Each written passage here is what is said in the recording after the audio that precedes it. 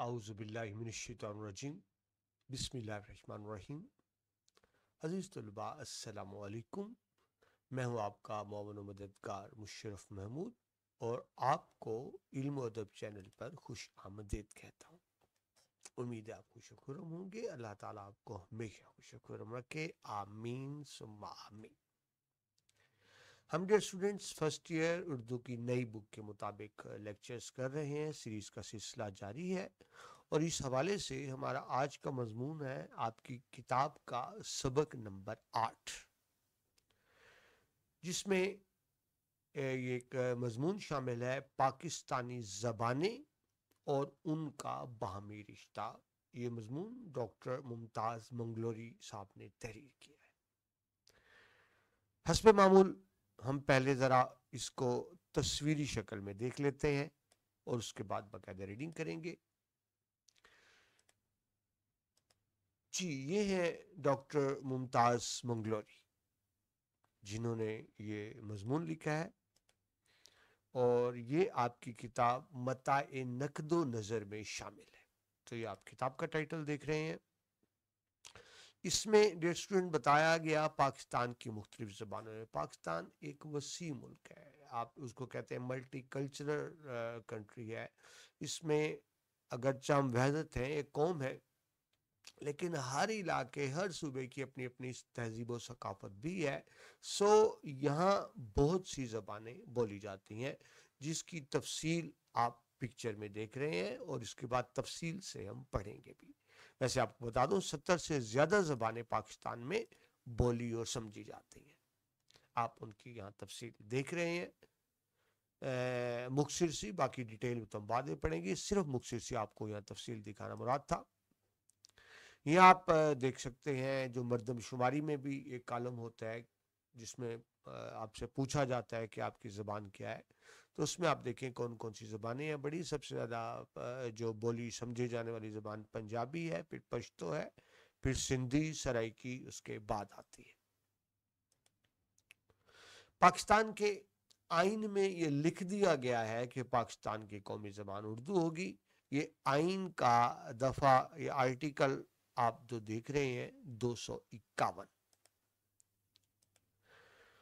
اس کے بعد ہم کچھ مشہور صوفی شعراء کے بارے میں پڑھیں گے علاقائی تہذیب و ثقافت کے حوالے سے۔ یہ آپ دیکھ رہے ہیں سندھ کے شاہ عبداللطیف بھٹائی، ان کی یادگار میں ایک یادگار بنائی گئی ہے سندھ میں، سندھ کے بہت بڑے عظیم صوفی شاعر۔ یہ آپ دیکھ رہے ہیں سچل سرمست، یہ بھی سندھ کے ایک بڑے مشہور صوفی بزرگ شاعر۔ اس کے بعد آپ دیکھ رہے ہیں سلطان بہو کو، حضرت سلطان بہو رحمۃ اللہ علیہ، یہ ان کا تعلق پنجاب سے ہے، پنجاب کے صوفی شاعر۔ اور جناب اس کے بعد آپ دیکھ رہے ہیں وارث شاہ، پنجاب سے ہی، جن کی ہیر وارث شاہ مشہور ہے۔ ظاہر ہے ان کی اصل تصاویر نہیں ہے، لیکن تاریخ میں جو ان کے بارے میں بتایا گیا اس کے مطابق یہ بنائی گئی۔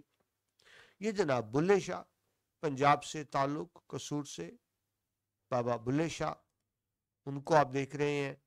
اور یہ جناب پشتون شاعر خوشحال خان خٹک، پشتو زبان کے سب سے بڑے شاعر۔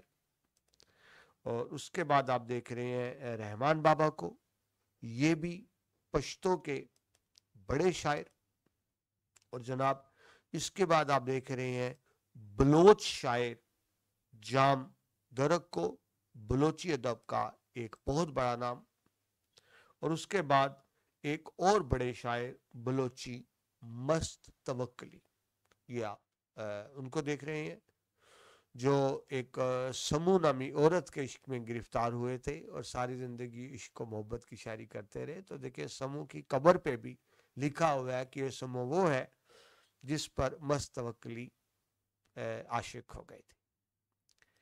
تو یہ چند تصویری آپ کو جھلکیاں دکھائیں، اس کے بعد ہم باقاعدہ آپ سبق کا آغاز کرتے ہیں اور ساتھ ساتھ ان کی تفصیل بھی دیکھیں گے۔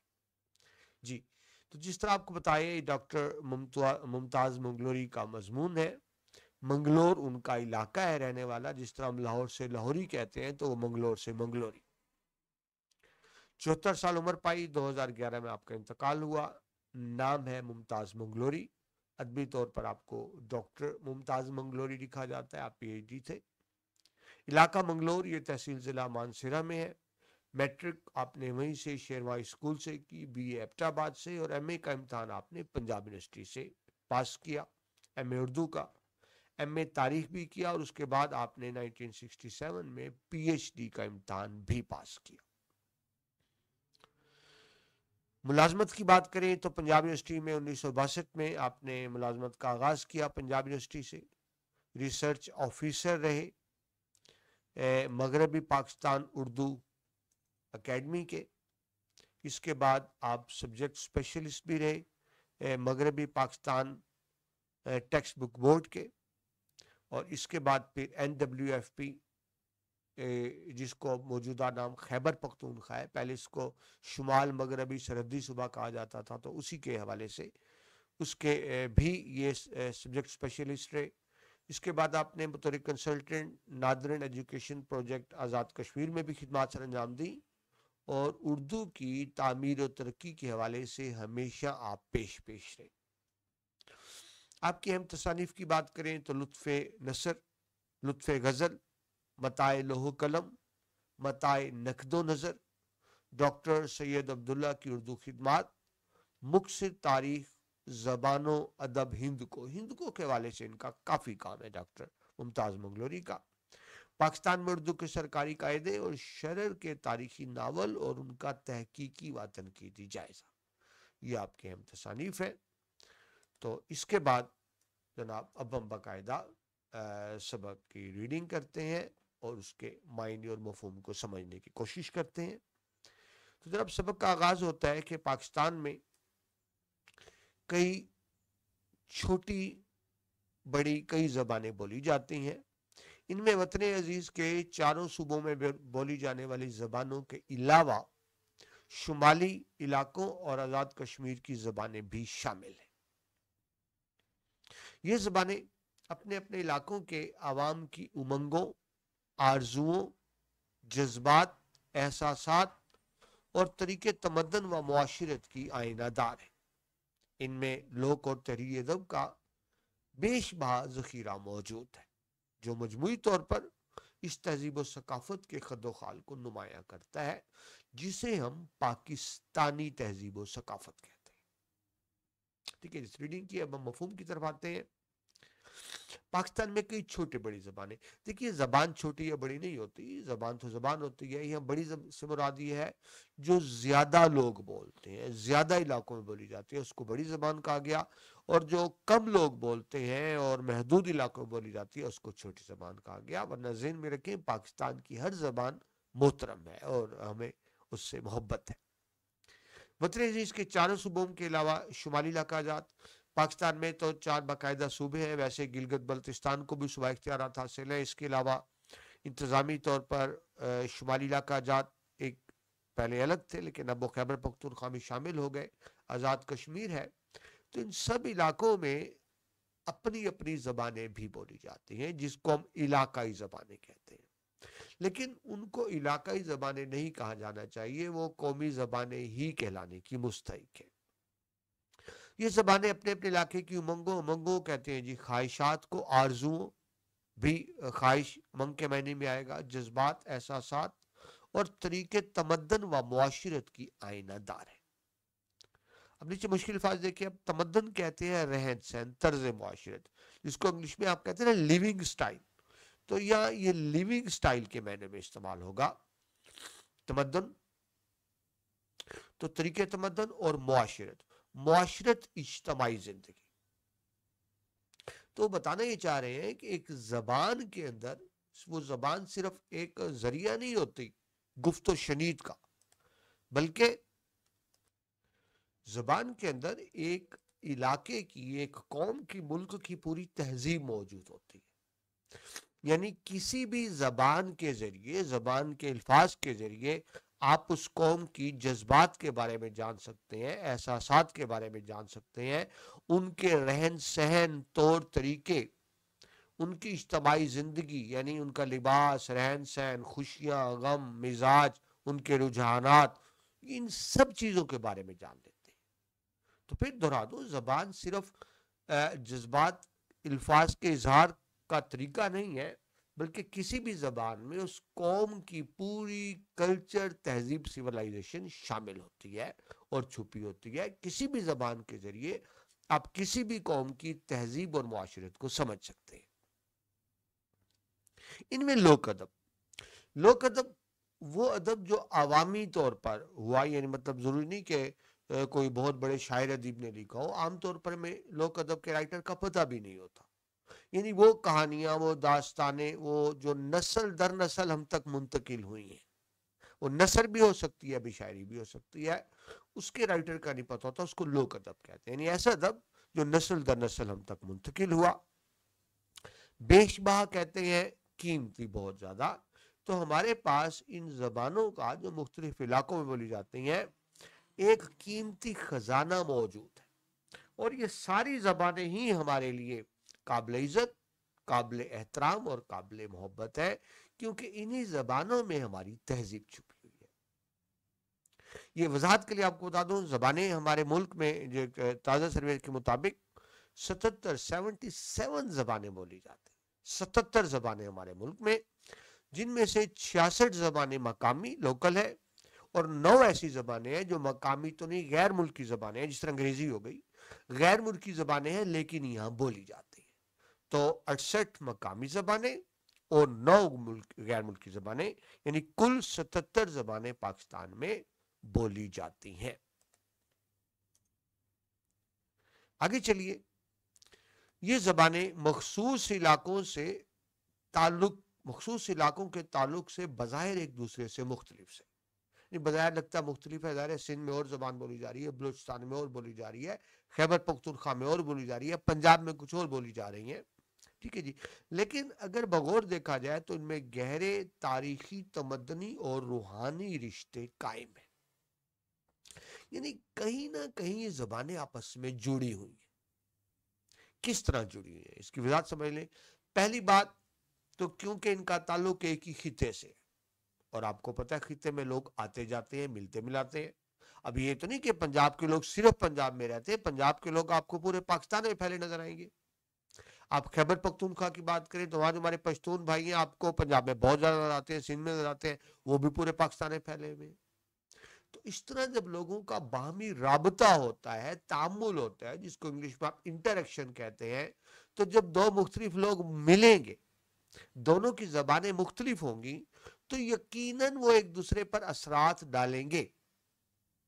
یعنی اگر ایک پنجابی اور سندھی بہت عرصے تک اکٹھے رہے تو آپ دیکھیں گے سندھی کو پنجابی کے بہت سے الفاظ آتے ہوں گے، اور اس طرح پنجابی کو سندھی کے بہت سے الفاظ آتے ہوں گے۔ صرف الفاظ کی بات نہیں، ان کے لہجوں میں فرق آ جائے گا۔ پنجابی بولتے ہوئے آپ کو اس میں سندھی لہجہ نظر آئے گا حالانکہ وہ پنجابی ہے، اور سندھی میں آپ کو پنجابی لہجہ نظر آئے گا حالانکہ وہ سندھی ہے۔ تو اس طرح جب لوگوں کا آپس میں رابطہ ہوتا ہے تو پھر زبانیں، اس کا اثر زبانوں پر بھی پڑتا ہے۔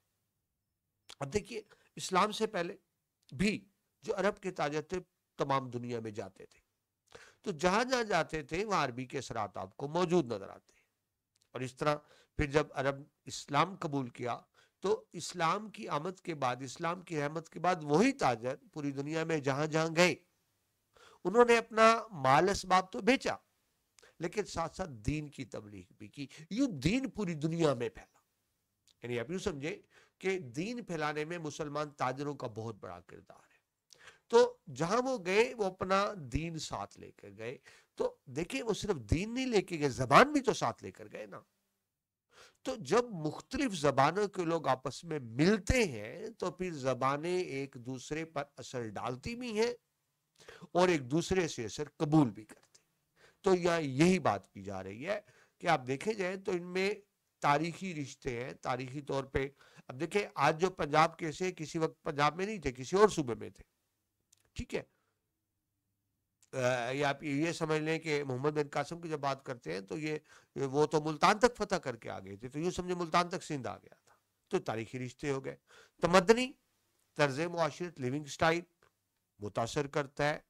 روحانی رشتے یعنی وہ جو باطنی یا غیر جسمانی رشتے ہوتے ہیں، اسپرچل ریلیشنز ہوتے ہیں، کہ دیکھیے جب ایک علاقے کے کوئی شخصیت ہے، بڑی شخصیت ہے، اس کے اثرات دوسرے علاقے کے لوگ قبول کریں گے تو صرف اثرات قبول نہیں کریں گے، شخصی اثرات نہیں آئیں گے، زبان کے اثرات بھی آئیں گے، جس کو کہا گیا روحانی رابطے۔ خاص طور پہ یہ بات کی جا رہی ہے برے صغیر میں جو صوفیہ کرام جنہوں نے اسلام پھیلایا ان کے حوالے سے۔ آگے چلیے، ان زبانوں کی تاریخ بتاتی ہے کہ ان کی نشو و نما جنوبی ایشیا میں، یہ پاکستان اور بھارت اور بنگلہ دیش جو پہلے ایک ہی ملک تھا انگریزوں کے دور میں، اس کو جنوبی ایشیا کہا جاتا تھا، ساؤتھ ایشیا، ٹھیک ہے جی۔ تو یہی بڑے 3 کنٹریز ہیں اس کے اندر۔ تو جنوبی ایشیا میں مسلمانوں کے دور اقتدار کی مرہون منت ہے۔ مرہون منت کہتے ہیں جی احسان مند کو، ٹھیک ہے جی۔ برے صغیر میں آپ یقینی تاریخ جانتے ہیں کہ مسلمانوں کی آمد سے پہلے، خاص طور پہ مغل حکمرانوں کی آمد سے پہلے، ہندوستان ایک ملک نہیں تھا، مختلف آزاد ریاستیں تھیں، جب مختلف لوگ حکمران تھے تو اس طرح لوگوں کا آپس میں آنا جانا کم تھا، یعنی کوئی سینٹرل گورنمنٹ نہیں تھی۔ لیکن جب مغل آئے، انہوں نے پورے ہندوستان پر قبضہ کیا تو ایک سینٹرل گورنمنٹ قائم کی گئی، مرکزی حکومت قائم کی گئی، یعنی پورا ملک ایک ہی حکومت کے تابع ہو۔ تو بات سمجھیے، جب پورا ملک ایک ہی حکومت کے تابع ہوگا، ایک ہی گورنمنٹ ہوگی، ایک ہی طرح کے قوانین ہوں گے، تو پھر لوگوں کا آنا جانا زیادہ ہوگا، کیونکہ وہ ایک ہی ملک ہے۔ تو اس طرح مغلوں کے آنے کے بعد لوگوں کا انٹریکشن آپس میں بڑھا، ٹھیک ہے۔ تو اس حوالے سے کہا جا رہا ہے کہ جنوبی ایشیا میں جو مسلمانوں کا اقتدار ہے اس کے بعد ان زبانوں نے بڑی ترقی کی، کیونکہ لوگوں کا ملنا جلنا آنا جانا زیادہ ہوا، خاص طور پہ تجارت کے حوالے سے۔ اب جب لوگ ملے تو وہ بات ایک دوسرے سے الفاظ سیکھے بھی اور ایک دوسرے کے کو الفاظ سکھائے بھی، تو لہٰذا ان کا ذخیرہ الفاظ، یعنی جو ووکیبلری جس کو آپ کہتے ہیں الفاظ، رسم الخط، رسم الخط کہتے ہیں رائٹنگ سٹائل، یعنی کسی زبان کو لکھنے کی معیاری صورت، جو آپ الفابیٹس حروف ابجد لکھتے ہیں تو اس کو رسم الخط کہتے ہیں، رائٹنگ فونٹ ہی کہہ لیا۔ روزمرہ، روزمرہ اس زبان کو کہتے ہیں جو عام لوگ گفتگو میں استعمال کرتے ہیں، ادبی زبان نہیں۔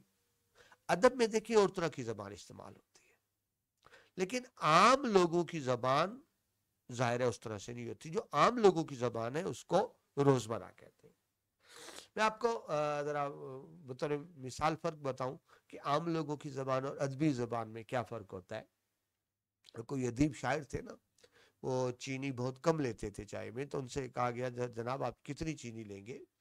تو انہوں نے جواب دیا حضور بقدر اشک بلبل چینی ڈال دیجئے، بقدر مقدار کوانٹیٹی، اشک آنسو، یعنی جو بلبل روتا ہے تو بلبل کے رونے سے جو آنسو کا قطرہ گرتا ہے بس اتنی چینی ڈال دیجئے، یہ ہوگی ادبی زبان۔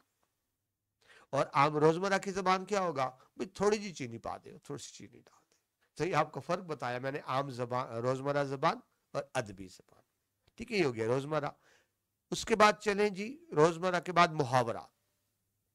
محاورات کچھ ایسے جملے ہوتے ہیں، یہ الفاظ کا کچھ ایسا مجموعہ ہوتا ہے جہاں الفاظ اپنے اصل معنوں میں نہیں استعمال ہوتے، یعنی اصل معنی کچھ اور ہوتا ہے لیکن ہم اسے کسی اور معنوں میں استعمال کر رہے ہوتے ہیں۔ اس طرح مثال دو آپ کو، کہتے ہیں یہ منہ اور مسور کی دال۔ اب مسور کی دال تو کھانے کی چیز ہے، لیکن یہاں مسور کی دال اپنے اصل معنوں میں استعمال نہیں ہوئی، یہاں مطلب ہے کہ تم اپنی شکل تو دیکھو اور اپنے کام بھی دیکھو۔ تو اس طرح محاورہ اس کو کہتے ہیں جو الفاظ اپنے حقیقی معنی سے ہٹ کر استعمال ہو، وہ محاورہ ہو گیا۔ تلمیحات، تلمیح کیا ہوتا ہے؟ جب آپ کلام میں کسی واقعے کی طرف اشارہ کہ مشہور واقعہ، وہ قرآن آیت ہو سکتی ہے، حدیث ہو سکتی ہے، قول کی کہانی ہو سکتی ہے، ٹھیک ہے، وہ جو غالب کا مشہور شعر ابن مریم ہوا کرے کوئی میرے دکھ کی دوا کرے کوئی، تو ابن مریم یہ تلمیح ہے، اشارہ حضرت عیسیٰ علیہ السلام کی طرف ہے جو مردوں کو زندہ کر دیا کرتے تھے، ٹھیک ہے جی، تو اس کو کہیں گے تلمیح، اشارہ۔ ضرب الامثال، ضرب الامثال ہوتی ہے مشہور کہاوتیں، یعنی وہ کہاوتیں جو ہم نسل در نسل سنتے چلے آ رہے ہیں، ان کو ضرب الامثال کہیں گے۔ آگے ہے جی روایات۔ روایات نقل شدہ بات یا کہانی، یہ باتیں جو نقل کی کہ میں نے یہ فلاں سے سنا، اس سے فلاں سے سنا، فلاں سے، اس کو کہیں گے روایت۔ یہ لفظ حدیث میں آتا ہے کہ یہ فلاں نے یہ حدیث روایت کی ہے، یعنی وہ بات جو ہم دوسروں سے نقل کرتے ہیں۔ حکایات، نصیحت آموز قصے کہانیاں. ٹھیک ہے جی, تو میں نے ایک ایک لفظ کی آپ کو وضاحت کر دی. تو اب ذرا جملے کو دوبارہ دیکھیں. تو کہتے ہیں کہ اس طرح جب زبانوں کا آپس میں ملاپ ہوتا ہے, ایک دوسرے پہ اثرات ڈالتے ہیں, تو پھر زبانوں میں نئے نئے الفاظ بھی شامل ہوتے ہیں, روزمرہ بھی شامل ہوتے ہیں, محاورات بھی شامل ہوتے ہیں, تلمیحات بھی نئی نئی آتی ہیں, ضرب الامثال بھی آتی ہیں, روایات اور حکایات بھی آتی ہیں. یوں زبان کا دامن وسیع ہوتا ہے. ٹھیک ہے جی. اور اینڈ میں بات کر دی گئی, یہ حقیقت واضح ہے کہ یہ زبانیں اسلامی تشخص رکھتی ہیں. دیکھیے, مذہب کا انسان کی زندگی پر بہت گہرے اثرات ہوتے ہیں. کیوں کہ وہ شعوری طور پر بھی اور لاشعوری طور پر بھی مذہب کے مطابق زندگی گزارنے کی کوشش کرتا ہے. تو کیونکہ پاکستان کی ہم بات کریں, پاکستان میں 97% سے زیادہ, 100 میں 97 سے زیادہ مسلمان ہیں, تو یہ بات پھر یقینی طور پہ سمجھی جا سکتی ہے کہ ان تمام زبانوں پر اسلام کے اثرات بھی غالب ہیں. مثلا آپ کو مثال دیتا ہوں. اسلام سب سے پہلے سندھ میں آیا, آپ جانتے ہیں. سب سے پہلے سندھ کے لوگ اسلام کی دولت سے مشرف ہوئے. تو آپ دیکھیں, جب کیونکہ پہلے سندھ میں اسلام آیا, تو قرآن پاک کا سب سے پہلے ترجمہ بھی سندھی زبان میں ہوتا ہے. یعنی جب ہم علاقائی زبانوں کی بات کرتے ہیں, برے صغیر پاک و ہند کی بات کرتے ہیں, تو جس زبان میں سب سے پہلے ترجمہ ہوا قرآن پاک کا, وہ سندھی زبان تھی, کیونکہ سندھ سب سے پہلے, اسلام سب سے پہلے سندھ میں آیا. تو یوں ہم اپنی زبان پر بھی مذہب کے اثرات کو واضح طور پر دیکھ سکتے ہیں. آگے چلیے جی. یہی بات جو میں نے آپ کو بات کی کہ زبان پر مذہب کے اور دین کے اثرات ہوتے ہیں, تو دین کے اثرات کا کس طرح ہوں گے کہ جو لوگ دین پھیلاتے ہیں ان کے اثرات ہوتے ہیں. اور وہ کون ہوتے ہیں؟ صوفیہ اکرام, علماء اکرام. اب دیکھیں, برے صغیر پاک و ہند میں اسلام ظاہر بزرگان نے پھیلایا, جو صوفیہ اکرام تھے ان میں پھیلایا. یہ تو نہیں کہ طاقت کے زور پہ اسلام پھیلا, یہ حکمرانوں نے پھیلایا. ہاں, یہ ہوا کہ حکمرانوں نے اسلامی ماحول بنایا. تمام دنیا سے, خاص طور پہ ایران, افغانستان اور سینٹرل ایشیا سے بزرگ آئے, انہوں نے پھر دین کی تبلیغ کی, اور یوں یہاں دین اسلام پھیلا. تو وہی بات کی جا رہی ہے جی, ان زبانوں کے شعر و ادب نے صوفیہ اکرام کے فیوز و برکات کے سائے میں پرورش پائی. صوفیہ اکرام جی اہل طریقت, صالح نیک لوگ. اہل طریقت یعنی جن کی زندگی قرآن و سنت کے مطابق ہوتی ہے, ان کو اہل طریقت کہیں گے. اور یوں ان زبانوں نے اخوت و مساوات, غیرت و حمیت اور باہمی مہر و محبت کے اعلیٰ انسانی اقدار کی پاسداری کا فریضہ سر انجام دیا. ٹھیک ہے. اب دیکھیے, کیونکہ اسلام بزرگان دین کی وجہ سے پھیلا, اور بزرگان دین نے خود اخوت محبت کی بات کی, تو آپ کو ان زبانوں میں وہ اخوت بھائی چارہ نظر آئے گا. مساوات, اسلام تو برابری کا دین ہے نا, ایک ہی صف میں کھڑے ہو گئے محمود و ایاز, نہ کوئی بندہ رہا نہ کوئی بندہ نواز. تو صوفیہ اکرام نے مساوات, برابری کا درس دی. ٹھیک ہے. تو اس کے اثرات بھی آپ زبانوں پہ دیکھ سکتے ہیں. غیرت و حمیت, حمیت خودداری کہتے ہیں, عزت نفس کو کہتے ہیں. تو آپ کو علاقائی زبانوں میں عزت نفس, خودداری, حمیت کا مادہ نظر آئے گا. کہتے ہیں نا جی, وہ شیر کی ایک دن کی زندگی گیدڑ کی 100 سالہ زندگی سے بہتر. تو یہ اس غیرت حمیت کی بات ہو رہی ہے کہ سر نہیں جھکانا, گردن کٹا دینی ہے. اس سے خوبصورت مثال ہو نہیں سکتی واقعات کربلا کی, حضرت امام حسین رضی اللہ تعالیٰ عنہ کی. یزید کے آگے سر نہیں جھکایا, گردن کٹا دی, اور قوم کو درس دیا کہ سچائی کا ساتھ دینے, جان کی پرواہ نہیں کرنی. اس کو کہیں گے غیرت حمیت. باہمی مہر و محبت, مہر بھی محبت کو کہتے ہیں, پیار کو کہتے ہیں. تو جو صوفیہ اکرام آیا, انہوں نے نفرت سے روکا, انہوں نے محبت کا درس دیا. تو یہ ساری اعلیٰ اقدار تھیں, اخوت, مساوات, غیرت, حمیت, مہر و محبت. تو ان اقدار کہتے ہیں ویلیوز, قدر و قیمت. تو یہ ویلیوز تھیں, یہ اقدار تھی جو انہوں نے پھیلائی. تو جب ان صوفیہ کرام نے اقدار پھیلائیں, ان ویلیوز کو پروموٹ کیا, ان رویوں کو پروموٹ کیا, ان رویوں کو عوام میں پھیلایا, تو اس کا نتیجہ کیا نکلا کہ پھر انہی چیزوں کے گہرے اثرات اب زبان پر بھی دیکھ سکتے ہیں. ڈیئر اسٹوڈینٹس، مجھے ایک بات کرنا چاہوں گا. بعض اوقات آپ دیکھ رہے ہیں میں انگلش لفظ بول رہا ہوں اردو پڑھاتے ہوئے، تو میں سمجھتا ہوں یہ استاد کی کوئی قابلیت نہیں ہے. ٹھیک ہے، بعضوں نا قابلیت روب ڈالنے کے لیے انگریزی کے لفظ شامل کرتے ہیں. میرا خیال ہے اردو میں پڑھاتے ہوئے یہ کوئی قابلیت نہیں ہوتی استاد کے انگریزی کے لفظ بولے، لیکن میں مجبوراً بولتا ہوں. کیا کیا جائے، بعض الفاظ ایسے ہوتے ہیں جو طلباء کو اردو میں سمجھ نہیں آتے، تو ان کو سمجھانے کے لیے مجھے مجبوراً انگریزی کے لفظ بولنے پڑتے ہیں. وگرنہ اردو کا دامن اتنا وسیع ہے کہ ہم ہر چیز کی اردو میں بطریق احسن وضاحت کر سکتے ہیں. لیکن وہی بات، میں کوئی شوق سے نہیں بولتا، میں مجبوراً بولتا ہوں انگریزی کے لفظ. تو اس پر میں معذرت بھی کرتا ہوں آپ سے. جی آگے چلیں. اس کے ساتھ ساتھ اس میں ان مسلمان مجاہدینوں کے نعروں کی گونج اور تلوار کی جھنکار بھی سنائی دیتی ہے، جن کی مجاہدانہ سرگرمیوں کے نتیجے میں ہند میں اسلام کا نور پھیلا. اب دیکھیں، جب مسلمان جس علاقے میں گئے تو اسلام ہمیں کیا حکم دیتا ہے کہ بدی کو روکو.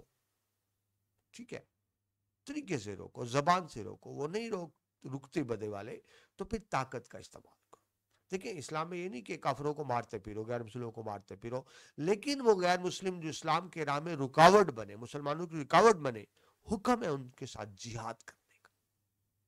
تو اسلام میں جہاد بنیادی رکن ہے. جو جہاد کا منکر ہے وہ مسلمان ہی نہیں.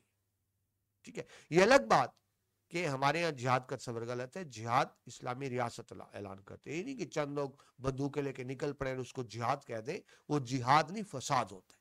جہاد کا اعلان اسلامی ریاست کر سکتی ہے، افراد اپنے طور پر جہاد نہیں کر سکتے، وہ فساد ہی کہلائے گا. اسٹوڈنٹس یہ بھی ذہن میں رکھیے گا. ٹھیک ہے جی.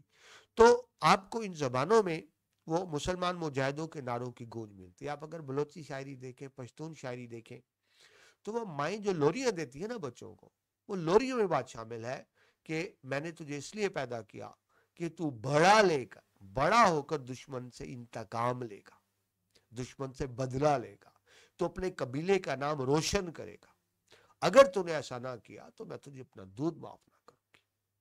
تو اس طرح کی چیزیں ہمیں اپنی علاقائی زبانوں میں نظر آتی ہیں. تو اسی کو بات کیا گیا کہ مسلمان مجاہدوں کے نعروں کی گونج اور تلواروں کی جھنک، یعنی جہاں ضرورت پڑی مسلمانوں نے زبان سے تبلیغ کی، جہاں ضرورت پڑی تلوار بھی اٹھائی اور جان کی پرواہ نہیں کی. تو آپ کو یہ غیرت، حمیت اور جان قربان کر دینے کی چیزیں نظر آتی ہیں ہماری تہذیب و ثقافت میں بھی، ہماری زبانوں میں بھی. اردو میں فیض صاحب کا مشہور شعر، جس دج سے کوئی مقتل میں گیا وہ شان سلامت رہتی ہے، یہ جان تو آنی جانی ہے، اس جان کی کوئی بات نہیں. تو مسلمان جان کی پرواہ نہیں کرتا. یہی چیز آپ کو زبانوں میں بھی نظر آتی. جی، مسلمان مجاہدوں کے نعروں کی گونج اور تلواروں کی جھنکار بھی سنائی دیتی ہے، جن کی مجاہدانہ سرگرمیوں کے نتیجے میں ہند میں اسلام کا نور پھیلا. ٹھیک ہے جی. تو مسلمانوں نے پیار محبت سے بھی پھیلایا، دین کی تبلیغ اپنے کردار سے کی. لیکن جہاں اسلام کے لیے خطرہ محسوس ہوا، جہاں مسلمانوں کی زندگی کو جیرن کیا گیا، تو وہاں مسلمانوں نے پھر تلوار بھی اٹھائی اور نعرہ تکبیر بھی بلند کیا. اور یہ چیزیں آپ کو زبانوں میں نظر آتی ہے. دیکھیے زبان معاشرے کی عکاس ہوتی ہے، زبان معاشرے کی عکاس ہوتی ہے. جو کچھ معاشرے میں ہو رہا ہوتا ہے اس کی جھلک آپ کو زبانوں میں نظر آتی ہے. مثلا یہ ممکن نہیں ہے کہ ایک معاشرہ تو جنگجو ہو اور اس کی زبانوں میں وہ جنگجو اثرات نظر نہ، ایسا ہو نہیں سکتا. یا آپ یوں کہیں کہ ایک معاشرہ جو بہت زیادہ امن پسند ہو، تو اس امن پسندی کا درس آپ کو ان کی زبانوں میں بھی نظر آئے گا. پاکستانی زبانوں میں تخلیق ہونے والا ادب تمام پاکستانیوں کی مشترکہ میراث ہے. دیکھیے یہ ملک ہمارا ہے. ہم اسٹوڈنٹ، ہم پنجابی نہیں ہیں. ویسے میں پنجابی ہوں، لیکن آپ کو سمجھانے کے لیے بات کروں، میں اپنے آپ کو پنجابی نہیں کہوں گا، میں اپنے آپ کو پاکستانی کہوں گا. ہم پنجابی نہیں ہیں، ہم سندھی نہیں ہیں، ہم پختون نہیں ہیں، ہم بلوچ نہیں ہیں. ہم الحمدللہ پاکستانی. ہماری سب سے پہلی پہچان ہمارا مذہب اسلام، اور دوسری پہچان میرا دیش پاکستان، اور اس کے بعد ہمیں تیسری پہچان کی ضرورت نہیں ہے. پہلی پہچان ہم مسلمان. دیکھیں یہ بھی غلط ہے کہنا میں شیعہ ہوں، میں سنی ہوں، میں اہل حدیث ہوں، میں اہل سنت ہوں، میں بریلوی ہوں اور فلاں فلاں. نہیں، ہم صرف مسلمان ہیں. ہماری پہچان مسلمان ہے. اور اس کے بعد یہ کہنا میں پنجابی، سندھی، بلوچی، یہ بھی غلط. ہماری پہلی پہچان مسلمان ہونا، دوسری پہچان پاکستانی. یہ بات میں اس لیے بھی کھل کے کہہ رہا ہوں کہ الحمدللہ اب آپ جانتے ہیں اب آپ کا قومی نصاب ہے. اب پورے ملک میں ایک ہی نصاب پڑھایا جائے گا. پہلے ہم پنجاب کی بکس پڑھاتے تھے پنجاب کے لوگوں کو، لیکن اس وقت آپ طلباء پورے پاکستان کے ہر علاقے، ہر صوبے سے مجھے سن رہے ہیں. تو اس لیے یہ ضروری ہے کہ ہم اس چیز کو فروغ دیں، قومی ادب کو فروغ دیں اور تمام زبانوں سے محبت کریں. اس لیے کہا گیا کہ یہ زبانیں تمام پاکستانیوں کی مشترکہ میراث ہے. ٹھیک ہے جی. پاسداری، طرفداری کرنا، حمایت کرنا. آگے چلیے، یہی بات آگے مزید بڑھائی جا رہی ہے. یوں تو پاکستان میں بولی جانے والی ہر زبان کی اہمیت کی حامل ہے. جس طرح میں آپ کو شروع بتایا کوئی زبان بڑی چھوٹی نہیں ہوتی، ہر زبان محترم ہوتی ہے. لیکن اپنے دائرہ اثر کے اعتبار سے پشتو، پنجابی، سندھی، بلوچی، ہندکو، سرائکی اور کشمیری زبانیں یہاں کی بڑی زبانوں میں شمار ہوتی ہیں. یعنی بڑی کے حساب سے کہا جا رہا کہ اس کو زیادہ لوگ بولتے ہیں. اور چھوٹی کا مطلب یہ ہے کہ یہ نہیں کہ قدر و قیمت میں چھوٹی ہے، یہ اہمیت میں چھوٹی ہے، مطلب اس کو کم لوگ بولتے ہیں. شمالی علاقوں اور چترال کی زبانیں بھی قابل قدر ادبی سرمایہ رکھتی ہیں. چترال میں کچھ ایسی زبانیں بولی جاتی ہیں جو بالکل مختلف ہیں، جو باقی جگہوں پہ نہیں بولی جاتی. پاکستانی زبانوں میں پشتو، پنجابی، سندھی اور بلوچی نہ صرف یہ کہ پاکستان کی آبادی کے وسیع حصے کی زبانیں ہیں، بلکہ ان کا قدیم و جدید ادب بھی معیار و مقدار کے حوالے سے خاصا وقی ہے. یعنی خاصا اس کے مطلب اثرات بہت زیادہ ہیں. شروع میں نے آپ کو چند زبانوں کے حوالے سے دکھایا تھا. میں اس سلائیڈ کی طرف واپس جانا چاہوں گا اب، کیونکہ ہم تفصیل سے دیکھ رہے ہیں.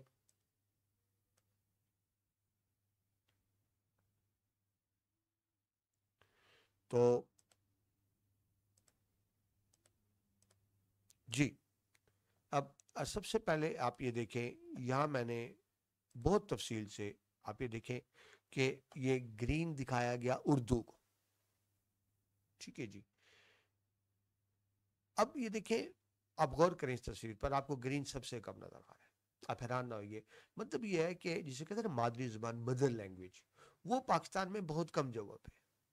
یہ آپ کو پتا ہو، انڈیا کا ایک صوبہ ہے اتر پردیش، جس کو ہم یو پی کہتے ہیں. یہ صوبہ پورے پاکستان سے بڑا، تو وہاں کے لوگوں کی مدر لینگویج اردو ہے.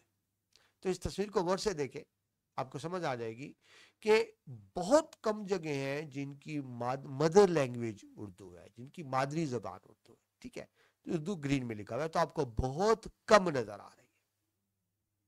ٹھیک ہے جی. تو جبکہ باقی آپ کو اس سے زیادہ نظر آ رہے ہیں. ٹھیک ہے جی. تو اس میں آپ دیکھیں، بلوچی کو دیکھیں، بلتی کو دیکھیں. ٹھیک ہے جی. یہ تمام زبانیں آپ کو اس میں تفصیل سے نظر آ رہی ہیں. اسی طرح سے اگر آپ دوسری تصویر کو دیکھیں تو اس میں مزید وضاحت موجود ہے کہ آپ یہ دیکھیں، یہاں اس تصویر میں گرین کلر جو ہے پنجابی زبان کا ہے. تو آپ دیکھیں کہ سب سے زیادہ جو زبان بولی اور سمجھی جا رہی ہے پورے ملک میں پنجابی ہے. اس کی وجہ بھی سمجھ آتی ہے کہ پنجاب کی آبادی سب سے زیادہ ہے. پنجاب آبادی کے لحاظ سے سب سے بڑا صوبہ. دیکھیے، رقبے کے لحاظ سے بلوچستان سب سے بڑا صوبہ ہے، آبادی کے لحاظ سے پنجاب ہی سب سے بڑا صوبہ ہے. تو یہ کامن سینس کی بات ہے، یہ عقل مانتی ہے کہ پنجابی زبان پاکستان میں سب سے زیادہ بولی اور سمجھی جاتی ہے. اسی طرح آپ یہاں باقی زبانوں کو بھی دیکھ سکتے ہیں. ٹھیک ہے جی. یہ تفصیل بتانے کا مطلب ہے کہ اچھی طرح سے آپ کو ذہن نشین ہو جائے. اب ہم ذرا یہ اسٹیٹس بھی دیکھ لیتے ہیں. یہ آپ مختلف مردم شماری دیکھ رہے ہیں، 51 کی، 61 کی، 81 کی، 98 کی اور 2017 کی. تو 2017 کی مردم شماری کے مطابق 37% سے زیادہ لوگ پنجابی بولتے ہیں. ٹھیک ہے جی. 18% سے زیادہ لوگ پشتون، تقریباً 14.5% سندھی، 12% سرائکی، اور جن کی مدر لینگویج اردو ہے صرف 7%، بلوچی زبان 3%، دیگر 6%. تو آپ یوں دیکھیں کہ سب سے زیادہ پنجابی ہے زبان. یہ جو کتاب میں آپ کی ترتیب دی گئی ہے مضمون میں، وہ ترتیب میرے خیال میں درست نہیں ہے. اگر اس کو ترتیب سے دیکھا جائے تو اس حوالے سے دیکھیں، میں نے بھی آپ کو بات کی زبانیں سب برابر ہیں، لیکن اگر اس حوالے سے ترتیب بتائیں کہ کون سی زبان زیادہ بولی جاتی ہے، تو پہلے نمبر پہ آپ دیکھیں پنجابی ہے، پھر پشتون ہے، پھر سندھی ہے، پھر سرائکی، پھر اردو، پھر بلوچی اور دیگر. اردو کم علاقوں میں بولی جاتی ہے، لیکن ذہن میں رکھیں یہاں اس کا مطلب یہ نہیں ہے کہ کم بولی جاتی ہے، سمجھی پورے ملک میں جاتی ہے. ٹھیک ہے جی، یعنی تمام ملک کے لوگ اس کو بول اور سمجھ سکتے ہیں. ان تصویروں کے بعد واپس آتے ہیں جی ہم اپنے ٹیکسٹ کی طرف. یہاں میں کوشش کرتا ہوں جی، کہیں غلطی ہو جائے تو میں معذرت چاہوں گا. کوشش کرتا ہوں مختلف لہجے دکھانے کی. یہ آپ کو بتانے کا مطلب ہے کہ ہم نے ابھی بار بار ایک چیز پڑھی کہ زبانوں کے اثرات ہوتے ہیں. ہر زبان کے دوسری زبان پر اثرات ہوتے ہیں. جب ہم پاکستان کی مختلف زبانیں دیکھتے ہیں تو ہمیں نظر آتا ہے کہ ان میں بہت سے الفاظ ملتے جلتے ہیں. مثلا ایک جملہ میں نے آپ کے سامنے لکھا ہے اردو کا: اللہ آپ کو ہمیشہ خوش و خرم رکھے اور ہر آزمائش میں کامیاب کرے. یہ اردو کا جملہ. اب ذرا دیکھتے جائیں اسی جملے کو جب میں پنجابی میں بولتا ہوں تو بہت سے الفاظ ایک جیسے ہیں. اللہ تانوں ہمیشہ خوش رکھے تے ہر اوکھے ویلے وچ کامیاب کرے. تو اب دیکھیں بہت سے الفاظ ہیں جو ریپیٹ ہوئے.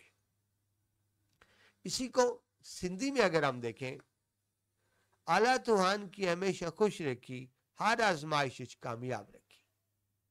تو دیکھیں کہیں نہ کہیں آپس میں تعلق بن رہا ہے. اس کو جو ہم بلوچی میں کہیں گے: اعلیٰ ہر آزمائش مداموش سو حمد باکند. مجھے سوری زبانیں آتی نہیں ہیں تو میں صرف کوشش کر رہا ہوں. یعنی میں جو لفظ بول رہا ہوں مختلف زبانوں کے تو ان کو آپ سٹینڈرڈ نہ سمجھیے گا، صرف میری کوشش سمجھیے گا کہ میں بہرحال ان زبانوں سے نابلد ہوں. پشتو میں اسی جملے کو کہیں گے: اعلیٰ دے تل خوشحالہ واپے ہزا از موئنہ کی اریالی وساتی. اور سرائکی میں اس کو کہیں گے: اللہ تعالیٰ کو خوش رکھے تے ہر اوکھے ویلے وچ کامیابی دے وے. تو اگرچہ میرا لہجہ معیاری نہیں ہے خاص طور پہ سندھی بلوچی پشتو کے والے سے، لیکن یہ صرف آپ کو بتانے کا مطلب یہ ہے کہ زبانوں کے ایک دوسرے پر کتنے اثرات پڑتے ہیں. آپ کو بہت سے ایسے الفاظ نظر آئیں گے جو ان تمام زبانوں میں مشترک ہیں. آگے آپ کی کتاب میں بتایا گیا کہ سندھ کے شاہ عبداللطیف بھٹائی ہیں، سچل سرمست. پنجاب کے سلطان بہو وارث شاہ بلے شاہ. صوبہ سرحد کے خوشحال خان کھٹک رحمان بابا. بلوچستان کے جام درگ اور مستوکلی سب کے ساتھ رحمت اللہ علیہ. پاکستانی ادب کی وہ عظیم شخصیات ہیں جن کے شاعرانہ کارناموں پر ہر پاکستان کو بجا طور پر فخر ہے. تو ڈیئر اسٹوڈنٹ، آپ کی کتاب میں صرف نام ہے، یا مناسب ہے کہ ان کی تفصیل بھی آپ کے سامنے رکھی جائے. تو یہ تصویر دیکھیے جی، شاہ عبداللطیف بھٹائی رحمت اللہ علیہ 1690 سے 1751 سندھ کے عظیم صوفی شاعر ہے. آپ کا کلام شاہ جو رسالوں کے نام سے شائع ہوا، جو سندھی زبان کا بڑا ہی معتبر کلام اور بہت سی زبانوں میں ترجمہ ہو چکا. ایسے ہی سچل سرمست، یہ بھی سندھی زبان کے ایک بڑے شاعر رحمت اللہ علیہ. آپ کو سندھ کا ہفت کلیم، ہفت کہتے ہیں 7، آپ کو 7 زبانوں پہ عبور حاصل تھا اور 7 زبانوں میں آپ کا کلام ہے. ہفت کلیم صوفی بزرگ شاعر ہے. 9 لاکھ سے زیادہ اشعار آپ نے کہے، اور ظاہر ہے جس طرح آپ کو بتایا مختلف زبانوں میں کہے، لیکن ظاہر ہے زیادہ سندھی میں ہے، سندھ کے بڑے شاعر. سلطان بہو رحمت اللہ علیہ، پنجاب سے تعلق، پنجاب کے عظیم عارف باللہ شاعر. یعنی یہ شروع سے ہی، یعنی آپ کہہ سکتے ہیں کہ شروع سے ہی ان کا رجحان، مطلب شروع سے ہی نیک اللہ لوگ بندے تھے. ابیات بہو آپ کی کتاب جہاں سے اپنی شہرت، آپ ہو جب آپ نے عارفانہ کلام میں ہو کہتے ہیں نا اینڈ پر، تو وہ سلطان بہو کے حوالے سے ہی ہے. तो अदबियात बहू से आपको शोहरत दवाम हासिल हुई। वारिस शाह रहमतुल्लाह अलैह 1722 से 1798, इनको पंजाबी अदब का शेक्सपियर कहा जाता है। हीर वारिस शाह के जरिए इन्होंने मोहब्बत का पैगाम पहुंचाया, जहां वो इश्क मजाजी से होते हुए इश्क हकीकी का इजहार करते हैं। बुल्ले शाह रहमतुल्लाह अलैह लाहौर कसूर से ताल्लुक, पंजाब के फलसफी सूफी शायर, फलसफी जो बात को गहराई से देखते हैं, ये सुलह कुल की दावत देते हैं सबको, और इंसान दोस्ती और आलमगीर मोहब्बत का दर्स देते हैं। इसके बाद आए आप खुशहाल खान खट्टक, पश्तो जबान के अजीम जंगजू शायर। जिस तरह मैंने आपको बताया कि पश्तून में जंगी रिवायात ज्यादा हैं जो इनके आपको नजर आती हैं। इन्होंने सिर्फ शेर नहीं लिखे, खुद भी जंगों में शामिल हुए, खुद भी तलवार उठाई, कलम भी उठाई, तलवार भी उठाई खुशहाल खान खट्टक।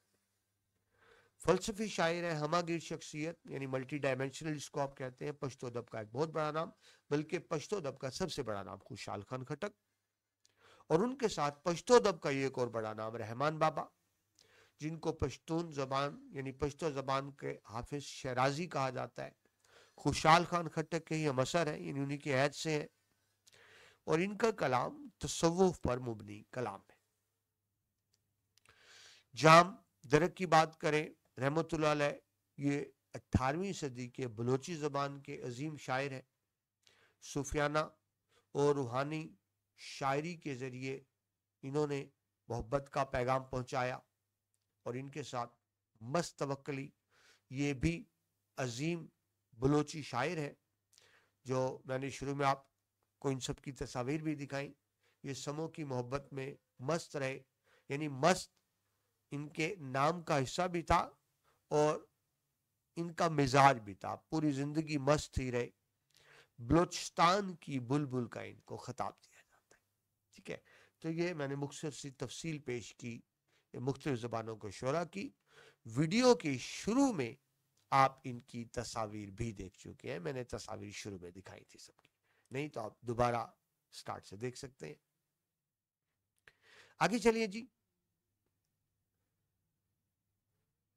पाकिस्तान में बोली जाने वाली जबानें बेशतर एक ही असल की मुख्तलिफ शाखें हैं, यानी ओरिजिन एक है। देखिए, दरख्त पे कितनी शाखें हों, तना और जड़ एक ही होती है। तो क्योंकि सारी जबानें इस इलाके से फूटी हैं, तो इलाके के असरात इन सारी जबानों पे है, जिसको कहा गया कि असल एक है। इनका ताल्लुक जबानों के वसी सिलसिले से है, जो इस्तिलाह में हिंद आरियाई जबानें कहलाती हैं। इस्तिलाह कहते हैं किसी इल्म या फन के लिए मखसूस अल्फाज, उनको इस्तिलाहात कहा जाता है। इसकी अगर मैं आपको आसान सी मिसाल दूं, एक ही जमीन पर जब मुख्तलिफ तरह की फल उगाए जाएंगे, तो उन सब में कहीं ना कहीं जायके की आपको एक यकसानियत भी नजर आती है। ठीक है जी। जी, तो बात हो रही है कि इनकी असल एक है। इनका ताल्लुक जबानों के वसी सिलसिला हिंद आरियाई जबानें। ठीक है, इस्तिलाह बात हो रही थी किसी इल्म के लिए मखसूस अल्फाज, जिससे ना इंग्लिश में आप टर्मिनोलॉजी कहते हैं। देखिए, मैथ की, फिजिक्स, केमिस्ट्री की अपनी अपनी टर्मिनोलॉजी है, यानी ये अल्फाज जो मैथ में इस्तेमाल होते हैं मखसूस मायनों में इस्तेमाल होते हैं, उसको इस्तिलाह कहते हैं। इस तरह उर्दू ज़बान की भी अपनी इस्तिलाहात है, हर ज़बान की अपनी अपनी इस्तिलाहात होती है। ठीक है जी। तो इस्लाम में इनको हिंद आरियाई ज़बानें कहा जाता है। अब हिंदी आरियाई ज़बानें कौन सी होती हैं? आरियाई ज़बान एक कदीम ज़बान, तो जब आरियाई ज़बान हिंदुस्तान में आई, ये ज़ाहिर है पाकिस्तान से बहुत पहले की बात हो रही है। ठीक है जी। दुनिया की जो कदीम तरीन बड़ी ज़बानें हैं, उनमें एक आरियाई ज़बान भी है। जब आरियाई ज़बान हिंदुस्तान में आई, तो क्या हुआ? हिंदुस्तानी ज़बानों ने आरियाई ज़बान पर असरार डाले, आरियाई ज़बानों पर असरार डाले, तो हिंदुस्तानी ज़बानों और आरियाई ज़बानों से मिलकर एक नई ज़बान वजूद में आई, जिसको हम हिंद आरियाई ज़बान कहते हैं। ठीक है जी।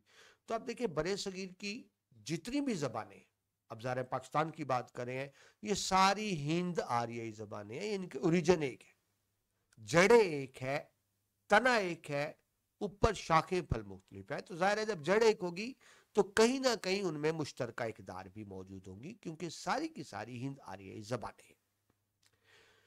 जोग्राफी सूरत हाल और मरूद ज़माना के बाइस इनमें तगय्युरात पैदा होते गए। मरूद ज़माने वक्त गुजरने के साथ with the passage of time और जहरी हैयत में, हैयत बनावट में एक दूसरे से मुख्तलिफ होती गई। ठीक है, तगय्युर तब्दीली को कहते हैं। तो कहा जाता है कि हर 20 साल बाद और हर 20 मील बाद जबान में फर्क आ जाता है। यानी एक ही जबान आप 20 मील दूर चले जाएं, थोड़ा सा लहजे में फर्क आ जाएगा। हर 20 साल बाद और हर 20 मील बाद फर्क आता चला जाता है। तो ये देखिए, ये बेसिकली सारी हिंद आर्याई जबानें हैं, लेकिन वक्त के साथ साथ हर जबान एक दूसरे से मुख्तलिफ होती चली गई। सो यूँ ज़ाहरी तौर पर हमें ज़बानें मुख्तलिफ नज़र आती हैं, लेकिन इनका माखज़ एक है, इनका मंबा एक है, इनका सोर्स एक है, इनकी हकीकत एक है, और बहुत सी इनमें इकदार भी मुश्तरक है। ठीक है जी डियर स्टूडेंट, तो ये पहला पेज आपका मुकम्मल हुआ। हमने शुरू करना है दूसरे पेज से। मुसलमानों के दौर में इन ज़बानों के ज़ख़ीरा अल्फाज में बेहद इजाफा। इन ज़बानों की बात की जा रही है पाकिस्तान में जो मुख्तलिफ सूबों में बोली जाने वाली ज़बानें, पंजाबी, सिंधी, पश्तून, बलोची, उन सब की बात हो रही है।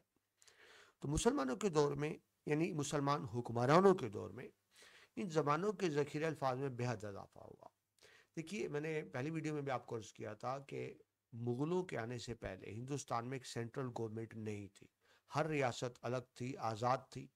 तो जब रियासतें अलग अलग होती है ना, तो उनके फिर कवानीन भी अलग अलग होते हैं। लोगों का एक रियासत से दूसरी रियासत में आना जाना कम होता था, सहूलियात भी कम थी।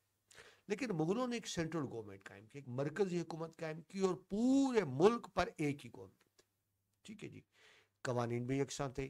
फिर मुख्तलिफ इलाकों, सूबों, रियासतों में सड़कों के जाल भी बिछाए गए, लोगों का आना जाना ज्यादा हुआ। जब मुख्तलिफ ज़बानों के बोलने वाले लोग मिले, तो जाहिर है जब दो मुख्तलिफ ज़बानों के मिलने वाले लोग मिलेंगे तो वो एक दूसरे पर असरात डालेंगे भी और एक दूसरे से असरात कबूल भी करेंगे। तो यूं इन तमाम ज़बानों के ज़ख़ीरा अल्फाज यानी वोकैबुलरी में बेहद इजाफा हो, और इस्लामी असरात के तहत इनके बुनियादी मिजाज में नुमायां तब्दीलियाँ रूनमा हो। ठीक है जी, जब नए नए अल्फाज आएंगे तो ज़ाहिर है फिर मिजाज में भी तब्दीली होती चली जाती है। मैंने आपको पहले वीडियो में बताया था कि हर 20 मील के बाद और हर 20 साल के बाद ज़बान में कहीं ना कहीं तगय्युर तब्दीलियाँ आ जाती हैं। मसलन हम जो पंजाबी लाहौर में बोलते हैं, तो आप देखिए जो इंडियन पंजाब में सिख बोलते हैं उनकी पंजाबी हमसे बहुत मुख्तलिफ है। वो हमारी जैसी पंजाबी नहीं बोलते, उनकी पंजाबी मुख्तलिफ है। और ऐसे ही जो पंजाबी हम बोलते हैं, इस लाहौर में भी आज से 20-40 साल पहले इस तरह पंजाबी नहीं बोली जाती थी, और यही बात बाकी ज़बानों की भी है। ठीक है जी, और इस्लामी असरात के तहत इनके बुनियादी मिजाज में नुमायां तब्दीली हुई। पाकिस्तान में आप जानते हैं 97% से ज़्यादा लोगों का मजहब इस्लाम है। लोग शौरी लाशौरी तौर पर मजहब के मुताबिक ज़िंदगी गुजारते हैं, तो यकीनन फिर ज़बान पर भी मजहब के असरात आते हैं। पाकिस्तान की ज़बान बाहम गहरे रिश्ते में पैवस्त है। हमने पहली वीडियो में देखा कि यहाँ जितनी भी ज़बानें बोली जाती हैं उन सब का ताल्लुक हिंद आर्याई ज़बानों के ख़ानदान से। दुनिया की कदीम तरीन ज़बानों में से एक आर्याई ज़बान, जब वो हिंदुस्तान में आई तो हिंदुस्तान और आर्याई ज़बानों ने मिलकर एक नया ज़बानों का ख़ानदान बना, हिंद आर्याई ज़बानें। तो सारी ज़बानें वहीं से हैं, इन सब का बुनियादी माखज़, सोर्स, मंबा एक ही है।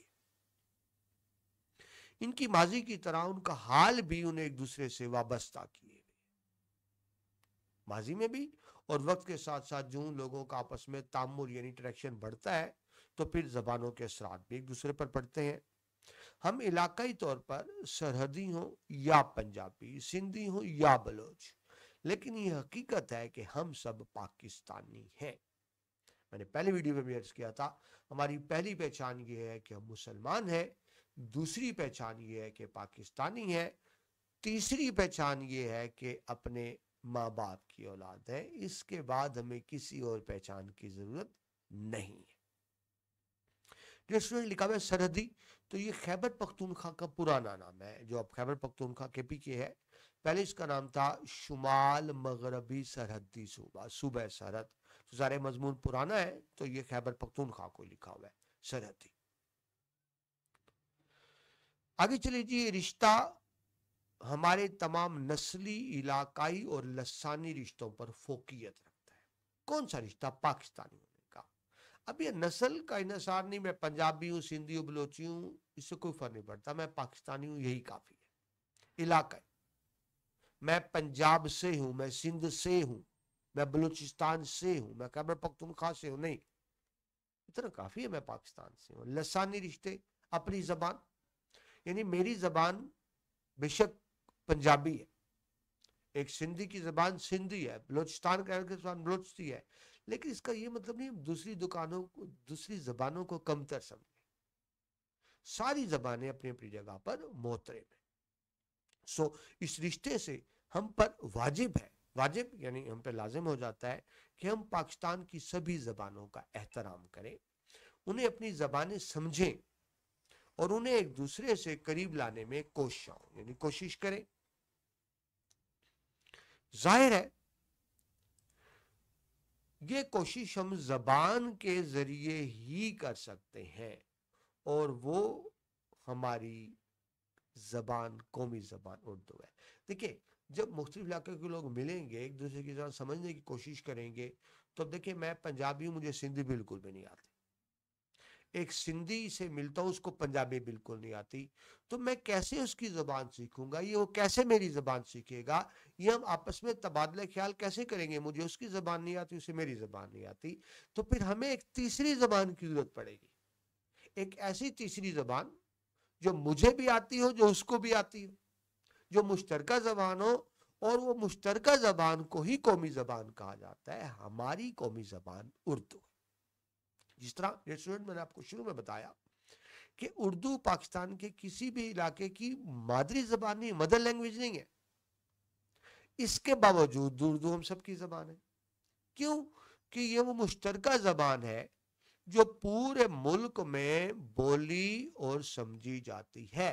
मैंने पूरा पाकिस्तान घूमा और अल्हम्दुलिल्लाह पाकिस्तान से बाहर भी बहुत सी जगह देखी है। पाकिस्तान में कम से कम मुझे कोई मसला नहीं बना उर्दू में कि मैं उर्दू बोलूं और समझना है, ऐसा कोई मसला नहीं बना।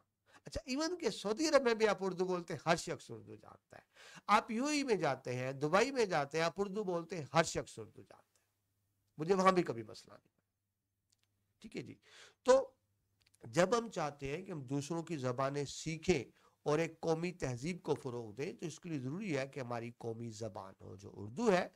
सो किसी भी इलाके की जबान ना होते हुए हम सबकी जबान उर्दू, मीठी जबान उर्दू। उर्दू ही पाकिस्तान की वाहिद जबान है जो हमारे किसी एक इलाके की जबान ना होते हुए, जो आपकी किताब में लिखा हुआ है, सभी की जबान है। पाकिस्तान के तमाम इलाकों में यकसम समझी, बोली, पढ़ी और लिखी जाती है।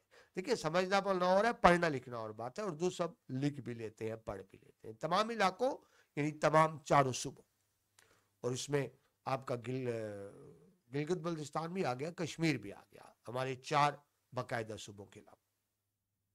इसके इल्मी व अदबी सरमाए में पाकिस्तान के हर इलाके के बाशिंदों ने मकदूर भर इजाफा किया। मकदूर भर जहां तक हो सका, कहते ना, जिस हद तक मुमकिन हो।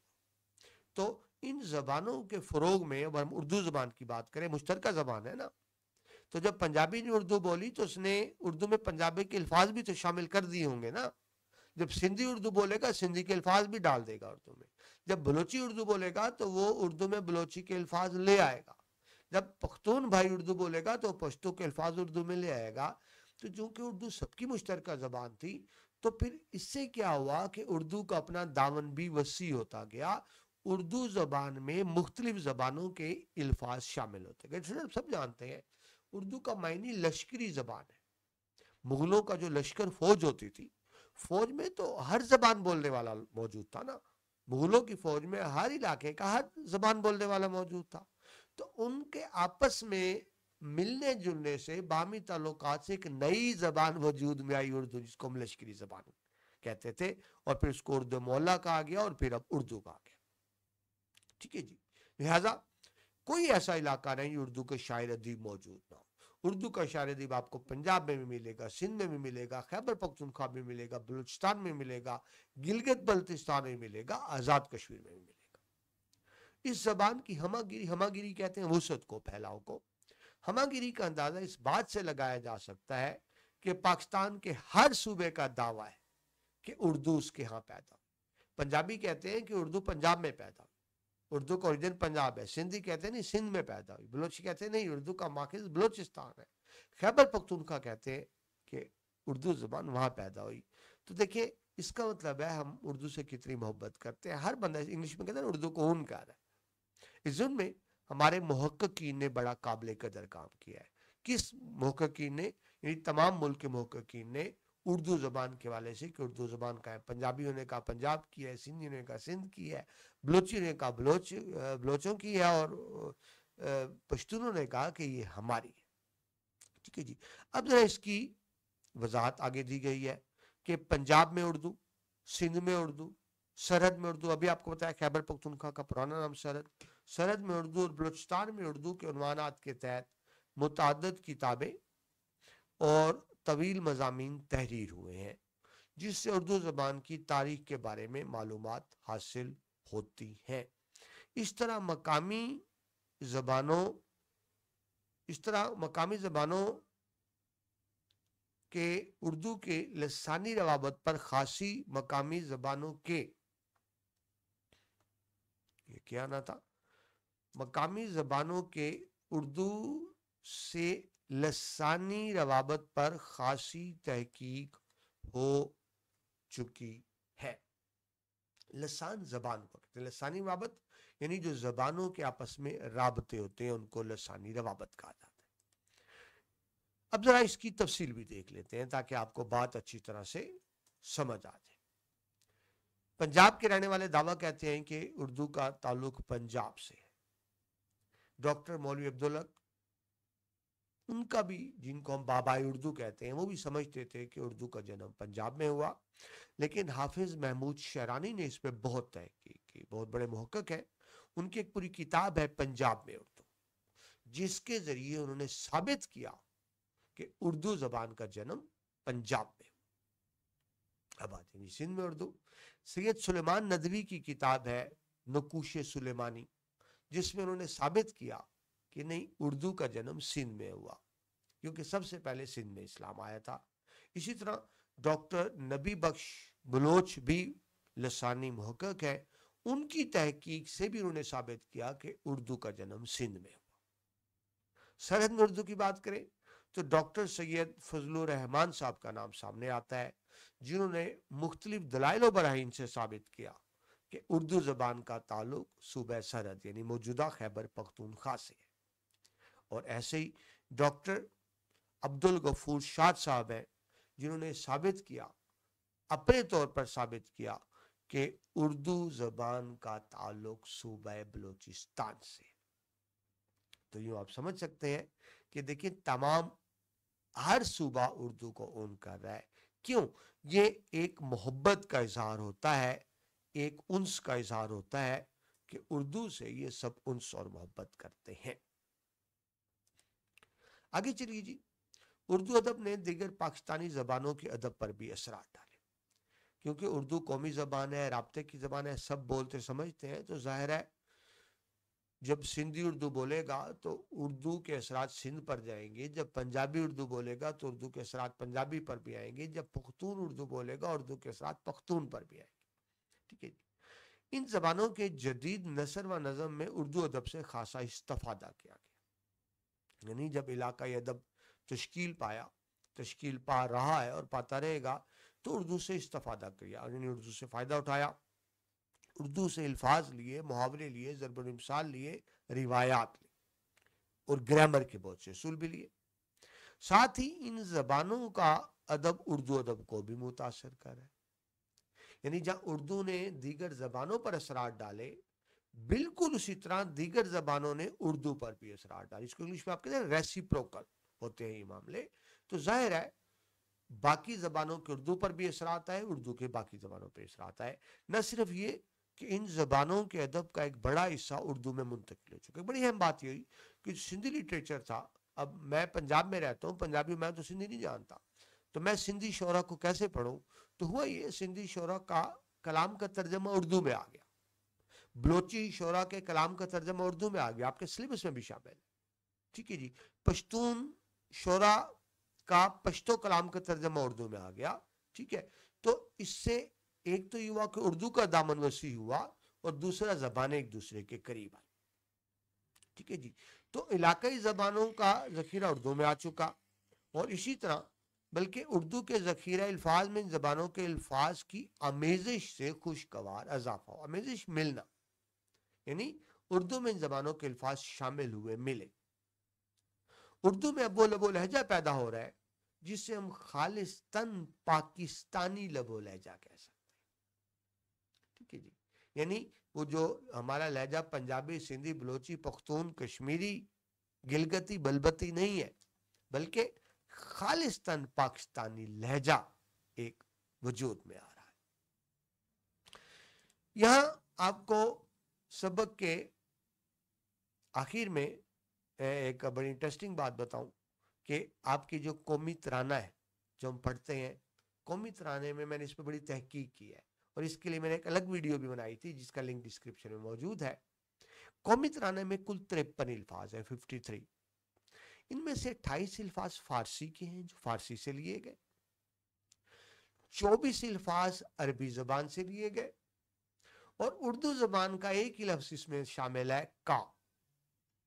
پاک سر زمین کا نظام, جس کو حروف عطف کہتے ہیں, یعنی جو دو حروف کو ملاتا ہے, پاک کا نظام.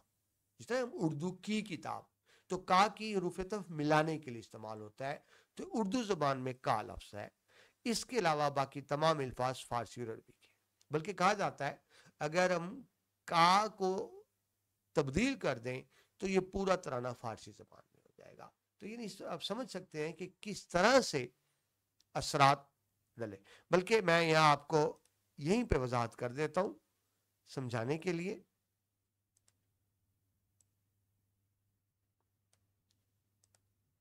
جی,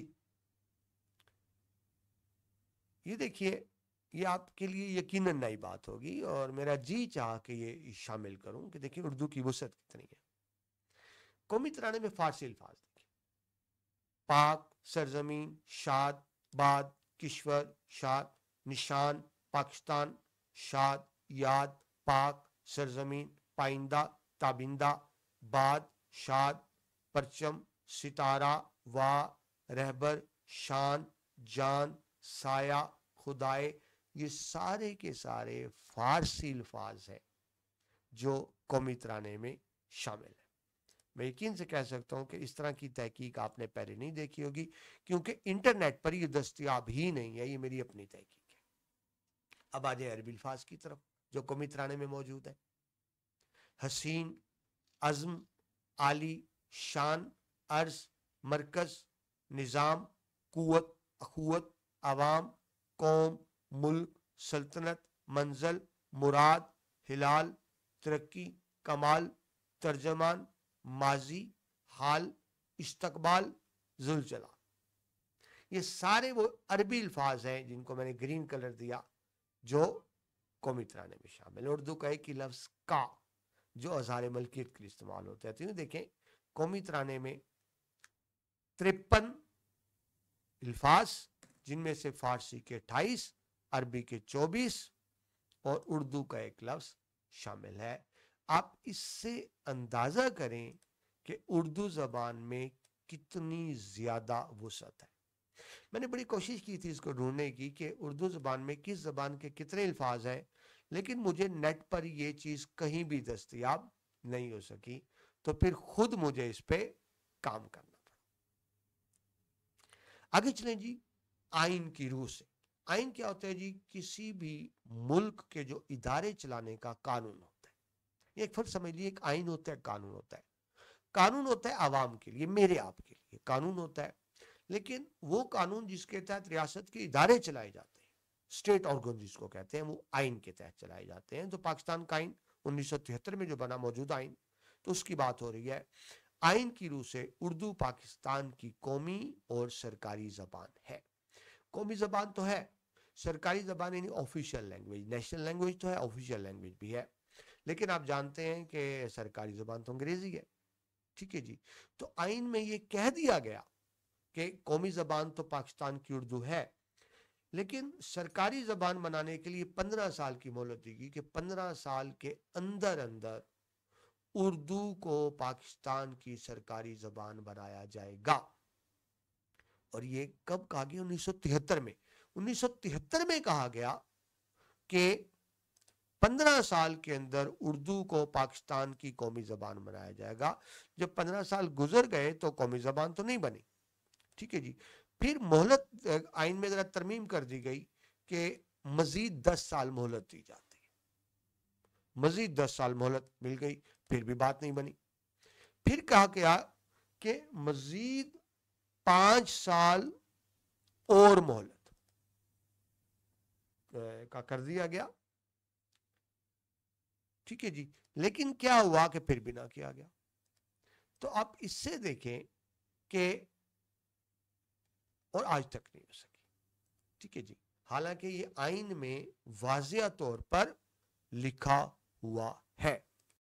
जी ये देखिए, मैंने आपके सामने पाकिस्तान का कॉन्स्टिट्यूशन रख दिया है, पाकिस्तान का आइन रख दिया है। तो पाकिस्तान के आइन के आर्टिकल 251 251 की सब क्लास 1 कहती है पाकिस्तान की कौमी जबान उर्दू है और योम आगाज से 15 बरस के अंदर अंदर इसको सरकारी व दीगर अगराज के लिए इस्तेमाल करने के इंतजाम किए जाएंगे 15 साल के अंदर। और इसका फिर दूसरे हिस्से में बताया गया, शिकवन के ताबे अंग्रेजी जबान उस वक्त तक सरकारी इगराज के लिए यानी मकासद के लिए इस्तेमाल की जा सकेगी जब तक कि इसके उर्दू से तब्दील होने के इंतजाम मुकम्मल ना किए जाए। यानी 15 साल तक अंग्रेजी सरकारी जबान रहेगी, इस दौरान इंतजाम किए जाएंगे, उर्दू जबान बन जाएगी। कब कहा गया? 1973 में। इसका तीसरा सब आर्टिकल देखें, कौमी जबान की हैसियत को मुतासिर किए बगैर कोई सूबाई असम्बली कानून के जरिए कौमी जबान के अलावा किसी सूबाई जबान की तालीम, तरक्की और उसके इस्तेमाल के लिए इकदामात तजवीज़ कर सकेगी। यानी मतलब ये हुआ कि जो मकामी ज़बानें हैं उनकी तरक्की का सिलसिला भी जारी रहेगा, लेकिन कौमी और सरकारी ज़बान उर्दू होगी। मैंने आपको आइन का पूरा आर्टिकल सुना दिया जिसका हवाला दिया गया इसका। ठीक है जी। तो अब आपको तफसील समझ आ गई होगी कि आइन की रूह से पाकिस्तान की कौमी और सरकारी ज़बान उर्दू है।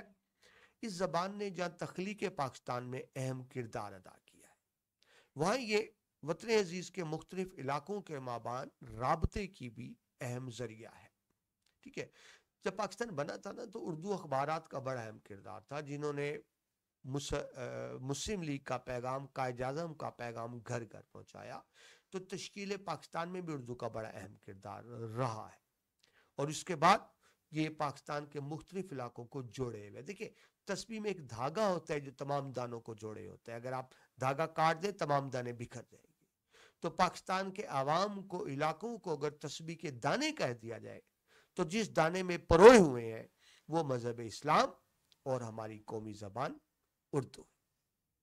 यूं ये जबान वहदत पाकिस्तान की जामिन भी करार पाई। वहदत होता है एक हो। ठीक है। तो पाकिस्तान जो मुत्तहद है, एक वहदत है, तो उसकी बड़ी वजह उर्दू जबान। सबसे पहली बात तो मजहब इस्लाम, उसके बाद उर्दू जबान। ये मजमून जो आपने पढ़ा ये लिया गया मताए नक्तो नजर किताब से। मता कहते हैं सरमाया असबाब, नक्तो नजर कहते हैं तनकीदो तबसरा। ठीक है जी। तो आप समझ सकते हैं ये तनकीदो तबसरा की किताब थी जिसमें ये मजमून लिया गया। ठीक है जी। पाकिस्तान के, जिस तरह मैंने भी आपको तफसील से बताया, आर्टिकल 1973 के आर्टिकल 261 में मैंने जो भी अभी बताया आपको, उर्दू को कौमी ज़बान का दर्जा दिया गया और इसे दफ्तरी ज़बान बनाने के लिए हुकूमत को 15 साल की मोहलत दी गई। साल 2015 में सुप्रीम कोर्ट के चीफ जस्टिस थे ख्वाजा, मैं नाम भूल गया, ख्वाजा एहसन थे गालिबन। बहरहाल साल 2015 में सुप्रीम कोर्ट के वाज़ेह फैसले के बावजूद अंग्रेजी से मगलूब हुक्मरान तबकों की वजह से उर्दू को ताहाल सरकारी जबान का दर्जा नहीं दिया जा सका। हमारे जो हुक्मरान तबका है ना, वो मुंह टेढ़ा करके अंग्रेजी बोलने में बड़ा फख्र महसूस करता है। हम जिस्मानी तौर पे आज़ाद हो गए हैं, ज़हनी तौर पे आज भी अंग्रेज़ों के गुलाम हैं। यही वजह है कि उर्दू को उसका जायज़ हक नहीं मिल सका। ठीक है जनाब, ये आपका चैप्टर कंप्लीट हुआ जी। एंड पर हम आते हैं सबकी खुलासे की तरफ। मुझे स्टूडेंट्स बार बार कि आप खुलासा भी ज़रूर कराया करें। खुलासा कहते हैं मुक्सिर को। खुलासा 10 नंबर का होता है, 9 नंबर का खुलासा होता है, 1 नंबर मुसन्नफ का नाम का होता है जो आपने अलग से लिखना होता है। अंदर लिखेंगे मैं भी टीचर की नजर ना पड़े, आपका नंबर का म्यारी होता है 1/3, यानी जितना टोटल कंटेंट मवाद है उसका 1/3। तो ये आपका ये जो टोटल आपका ये सबक है, ये मजमून, ये 930 अल्फाज पर 930 अल्फाज पर मुश्तमिल है। तो इसका खुलासा मैंने बनाया है 300 अल्फाज, यानी तीसरा हिस्सा। तो जस्ट आप तफसील से पढ़ चुके, मैं खुलासा रीड आउट कर देता हूं बस। मुसन्नफ डॉक्टर मुमताज मंगलोरी। और खुलासा सुनिए। पाकिस्तान के चारों सूबों में बहुत सी जबानें बोली जाती हैं जो अपने अपने इलाके की तहजीब व तमद्दन की अक्कासी करती हैं। ये सारी जबानें हमारे अदब का कीमती खजाना है और उन्हें मजमूई तौर पर पाकिस्तानी तहजीब व सकाफत कहते हैं। मुस्लिम दौरे इक्तदार में सूफिया इकराम ने इन मकामी जबानों में तालीम दी, जिस वजह से इनमें अखुवत, मसावत और मोहब्बत की आला इंसानी इक़दार के साथ साथ मुजाहिदों की तलवार की झनक भी सुनाई देती है। पाकिस्तान की सब जबानें अपनी अपनी जगह अहमियत की हामिल है। ताहम पंजाबी, पश्तो, सिंधी, बलोची, सराइकी और कश्मीरी जबानों का शुमार बड़ी जबानों में होता है और इनमें वसी अदबी सरमाया मौजूद है। सिंध के शाह अब्दुल लतीफ भिटाई और सचल सरमस्त, पंजाब के सुल्तान बहू, वारिस शाह और बुल्ले शाह, सरहद के खुशहाल खान खटक और रहमान बाबा, बलूचिस्तान के जामदरक और मस्तवक्ली रहमतुल्लाह अलैहिम पाकिस्तानी अदब की वो अजीम शख्सियात हैं जिनके शायराना कारनामों पर हर पाकिस्तानी को बजा तौर पर फख्र है। पाकिस्तान में बोली जाने वाली बेशतर जबानें बुनियादी तौर पर हिंद आर्याई खानदान की जबानें कहलाती हैं। ताहम वक्त के साथ साथ इनमें तगय्युरात पैदा होते चले गए। हमें अपने मुल्क की जबानों को सीखना और उनका एहतराम करना चाहिए, लेकिन ये तभी मुमकिन है जब हमारे पास राब्ते की एक मुश्तरका जबान मौजूद हो और वो जबान उर्दू है। उर्दू की हर दिल अजीजी का अंदाजा इस बात से लगाया जा सकता है कि पाकिस्तान के हर सूबे का दावा है कि उर्दू उसके यहाँ पैदा हुई। इन जबानों के अदब का एक बड़ा हिस्सा उर्दू में मुंतकिल हो चुका है, जिससे न सिर्फ उर्दू के ज़खीरा अल्फाज में भी खुशगवार इजाफा हुआ है, बल्कि उर्दू में अब वो लबो लहजा पैदा हो रहा है जिसे हम खालिस्तान पाकिस्तानी लबो लहजा कह सकते हैं। पाकिस्तान के आइन के मुताबिक कौमी और सरकारी जबान है। पाकिस्तान आइन के मुताबिक उर्दू कौमी और सरकारी जबान है। उर्दू ही मुल्क के तुलो अर्ज में राब्ते का जरिया होने के साथ साथ वहदत पाकिस्तान की जामिन भी है। डियर स्टूडेंट्स, इसके साथ ही आपका ये सबक कंप्लीट होता है, जिसमें बताया गया कि हमें अपनी इलाकाई ज़बानों से भी अकीदत मोहब्बत रखनी है कि वो हमारा कीमती सरमाया है। उर्दू खूबसूरत ज़बान, उर्दू मीठी ज़बान, उर्दू है जिसका नाम हम ही जानते हैं दाग, سارے جہاں میں دھوم ہماری زباں کی ہے. شہد و شکر سے میٹھی اردو زباں ہماری ہوتی ہے، جس کے بولنے سے میٹھی زباں ہماری. آپ، مجھے یقین ہے، اردو زبان کی اہمیت کو سمجھ گئے ہوں گے اور ساتھ ہی اس سبق کو بھی سمجھ گئے ہوں گے. یا سبق ہم کمپلیٹ کرتے ہیں. اپنا بہت سا خیال رکھیے گا. اگلی ویڈیو میں آپ سے دوبارہ ملاقات ہوتی ہے. اللہ حافظ.